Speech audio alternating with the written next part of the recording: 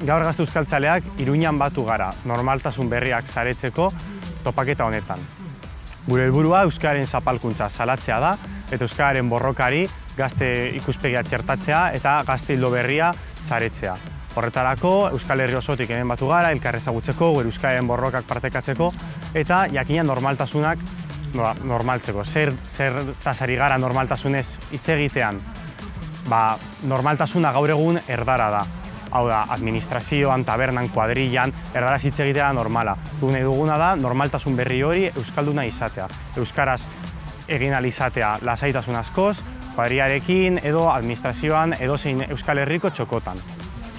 Gero ere oso interesgarria ikusten dugu, guztiok elkarrekin ezagutzea, gazteon artean saretzeko eta hain zuzen ere borroka berri honetarako bidea teorizatzeko, formatzeko eta baita ere ondo pasatzeko. Azkenean euskara toki guztiak hartu behar ditu eta aisialdia ere.